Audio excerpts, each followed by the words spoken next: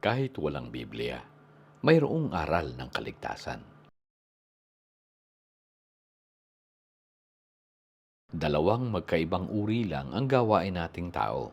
Una ay ang paggawa sa kabutihan at pangalawa ay ang gawa naman sa kasamaan. Kabutihan nga kung ito ay gawaing para sa ikabubuti ng ating kapwa at kasamaan naman kung gawaing nakasasama sa kapwa. Hindi laging masasabi natin na mabuti ang ating ginagawa kung ito ay nakabubuti lang sa ating pangsariling kapakanan. Sapagkat kahit ang gawang mabuti para sa sarili ay maaaring nakasasama sa kapwa. Gayon rin naman ang gawaing maaari na makasama sa ating sarili, ngunit makabubuti naman sa iba. Sa ganito, basta't makabubuti sa iba, gawaing mabuti nga. Walang sino man sa ating tao ang makapagsasabi na ang Diyos nating pinaniniwalaan ay hindi mabuti at hindi mapagbigay. Sapagkat kung magkagayon, bakit pa tayo dumudulog sa Kanya sa panalangin? Bakit pa tayo humihingi sa Kanya ng tulong at biyaya kung alam pala nating hindi siya mapagbigay? At dahil nga sa pananampalataya natin na ang Diyos ay mabuti at makapangyarihan sa lahat, tayo ay nagtitiwala sa Kanya. Dahil sa mga iniwang kasulatan ng mga taong noong una pa ay nagpakilala sa Diyos. Naging mga saksi sila sa kapangyarihan, kabutihan at katotohanang may Diyos. Mga sulat na may pinatutungkulan, mga sulat ng hula at ng kanyang katuparan, mga kwento ng patotoo ng mga taong naging mabutit masunurin sa Diyos. Habang mayroong mga kwento rin ng pagsuway sa Diyos na naging sanhi ng kapahamakan nila. Mga sulat na nagpatuloy hanggang sa pagdating ng katuparan ng mga pangako ng Diyos, na sa mga ginanap ng Diyos ay pagpapatunay ng kanyang kabutihan.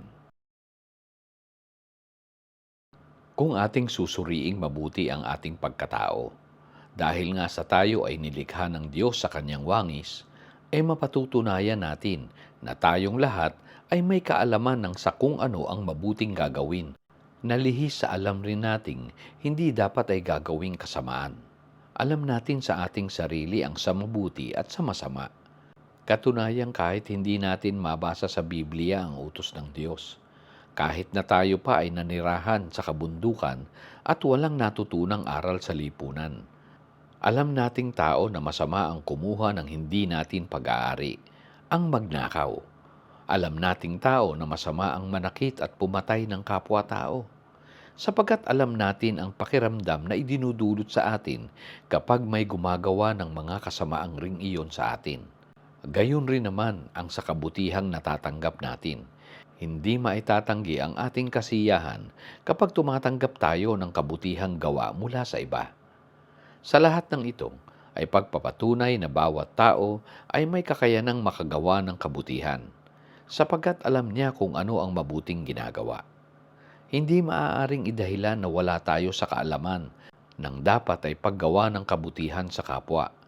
Hindi maaaring sabihin na tayo lang ay napadpad sa maling relihiyon at paniniwala. Hindi maaaring isisi natin sa maling aral ng ating piniling pastor at simbahan o di kaya ay sabihing nalin lang tayo ng mga taong simbahan. Lalo na kung ipinag-uutos ng iyong relihiyon ang pagpatay sa mga kalabang mananampalataya.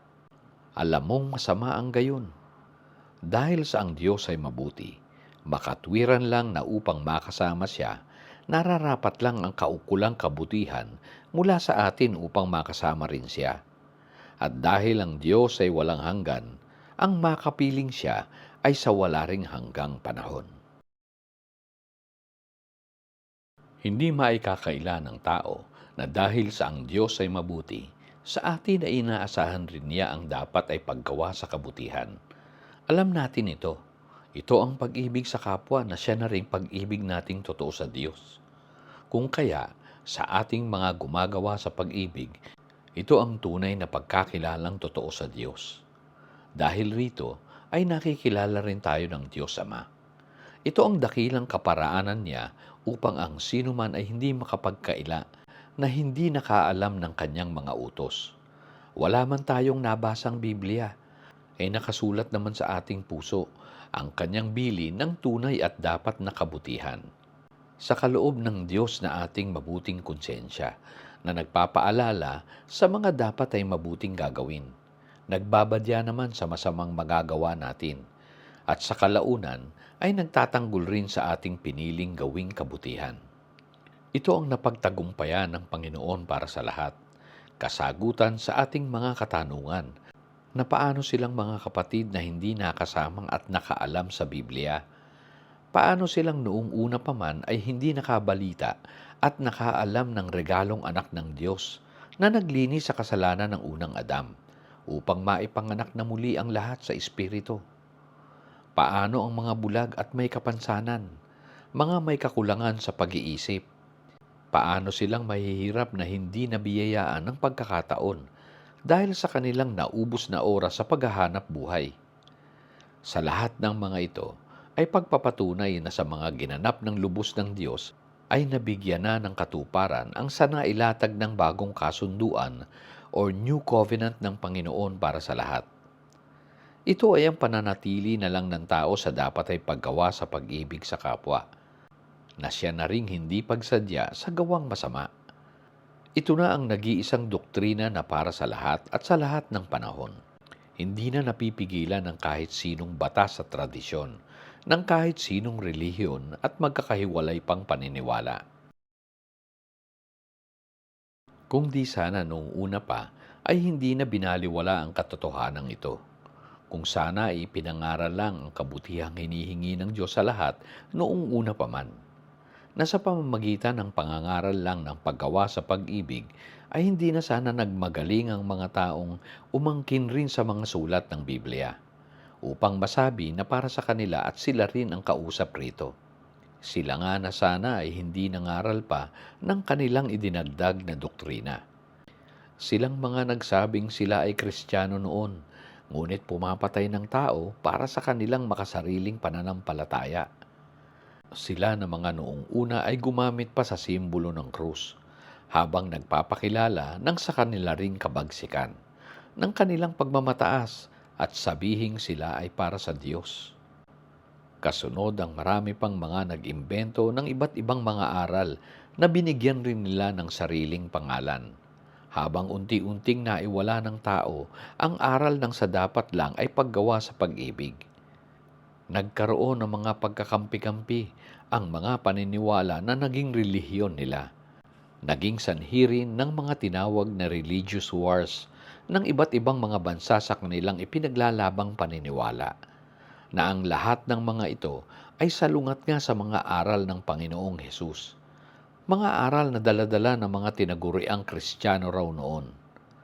Simula noon ay naiwala na ng tao ang katotohanan ng dapat ay nag-iisang covenant na ng Diyos sa kanyang mga anak, ang paggawa sa pag-ibig. Ngunit sadyang walang makakagapi sa kapangyarihan ng mga ginawa ng Diyos, na dahil sa kanya pa ring kabutihan ay hindi na siya nagpaparusa pa noon pa man. Kundi ay tayo ng tao ang nagdadala sa ating mga sarili nang sa atin ay nararapat lang na kalagayan at patutunguhan. Sapagkat kung ano ang ating itinatanim, ay atin ring inaani.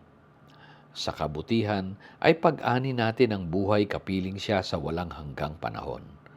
Habang sa mga pagsadyang gawa ng kasamaan sa kapwa, ay kamatayang siya na ring pagkakahiwalay sa Diyos.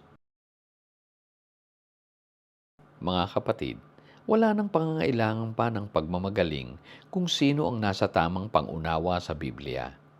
Hindi kailangan ng Diyos ang tulong mula sa ating tao upang maipakilala pa niya ang kanyang sarili kung sino siyang Diyos na lumikha sa ating lahat. Hindi siya mababago at wala tayong maidadagdag pa sa Kanya. Siya ay mananatiling Diyos magpakailanman sa Kanyang mga ginawa na at napagtagumpayan. Hindi mababawasan kung tayo man ay mapahiwalay sa Kanya.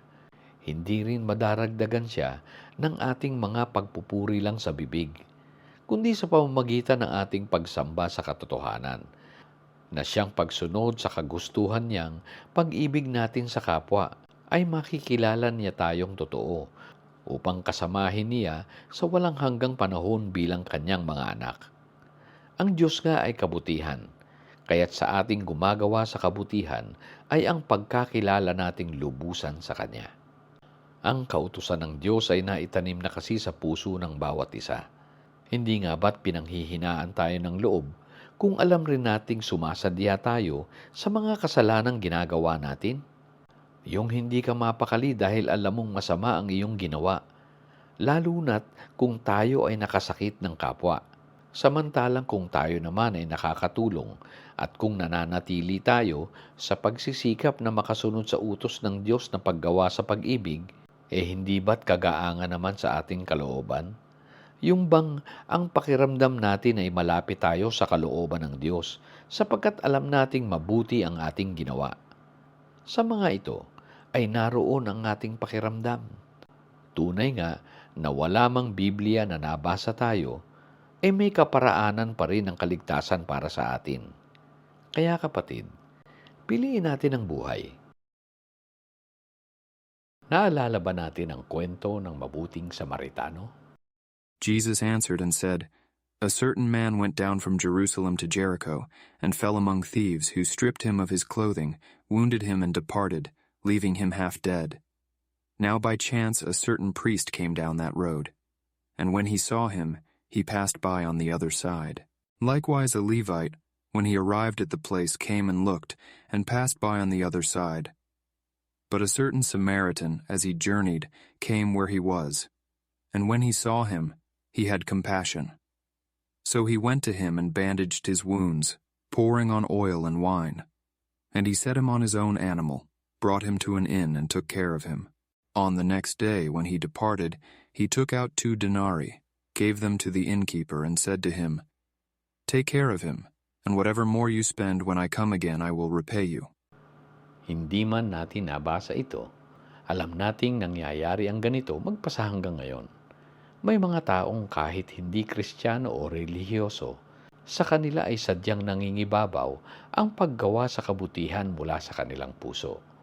Nakalulungkot rin namang katotohanan na maraming mga nagsasabing sila ay Kristiyano, ngunit hindi naman nakikitaan sa kanila ang pag-ibig sa kapwa. Kahit pa nga silang mga abala sa kanilang mga ministry ng pag-iibanghelyo at pangangaral ng Biblia, hindi naman na ipamumuhay nila ang mga aral ng Panginoong Hesus na nakasulat ring lahat sa Biblia. Alalahanin nating may mga Samaritano noon na bagamat mga Hudyo rin ay hindi nakaalam ng paniniwala ng mga Hudyo. Subalit sila ay nabubuhay naman sa paggawa ng pag-ibig sa kapwa. Patunay na may mga mabubuting kalooban na gumagawa sa pag-ibig sa kapwa. Noon pa man hanggang sa ngayon. Hindi ba't karapat-dapat sila ng sa kaligtasan rin? Hindi kasi Kristiyano lang ang mga naliligtas. Bilang Kristiyano, mayroon bang pumipigil sa iyo upang maniwala rito?